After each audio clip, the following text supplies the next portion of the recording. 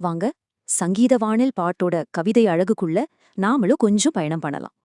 பாட்டோட தொடக்கமே ஒரு சக்தி வாய்ந்த அழைப்பு தான். நம்மள இசை, இயற்கைன்னு ஒரு உலகத்துக்குள்ள கூட்டிட்டு போகுது. இதுதான் பாட்டோட மைய கருத்து. அதாவது முழுக்க முழுக்க இசையால ஆன ஒரு பிரபஞ்சம். அவர் தான் காதலிய ஒரு தேன் குயிலா பார்த்து காதல் பூமையிலேன்னு கூப்பிடுறாரு. உன்னை தாலாட்டுவேன், சீராட்டுவேன்னு அவர் சொல்றதுல ஒரு மென்மையான அன்பு வெளிப்படுது. இதுதான் பாட்டோட ஆணிவேர். 2 இதயங்களும் பிரிக்க முடியாத அளவுக்கு ஒன்னாயிடுச்சு. முதல் சரணத்துக்குள்ள போகலாம். இங்க காதல் ஒரு வழிபாடா மாறுறத பார்க்கலாம். அவங்க காதல் ஒரு புனிதமான, சந்தோஷமான ராகம் மாதிரி. இது அவங்க உறவ ஒரு தெய்வீக நிலைக்கு எடுத்துட்டு போகுது. அவர் சும்மா பாடல, அவளோட பாட்டையும் அவளோட இருப்பையுமே ஆராதனை செய்றாரு. இப்போ காதல் கண்ணுக்கு விருந்தாகுது.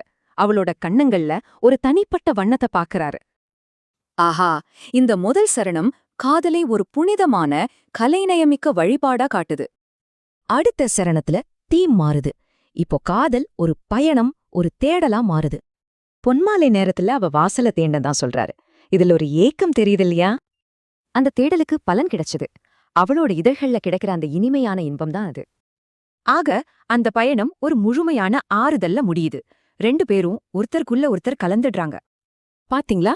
வழிபாடு, பயணம்னு ஒரே காதலோட 2 சக்தி வாய்ந்த பக்கங்களை பார்த்தோம். இந்த மாதிரி உருவகங்கள் மூலமா காதலர்களுக்காகவே ஒரு அழகான உலகத்தை கவிஞர் உருவாக்குறாரு.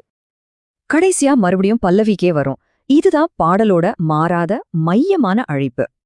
ஒரு அழைப்புல ஆரம்பிச்சு வழிபாடு, பயணம்னு 2 இதயங்கள் பிரிக்க முடியாத பந்தத்துல இணையுது.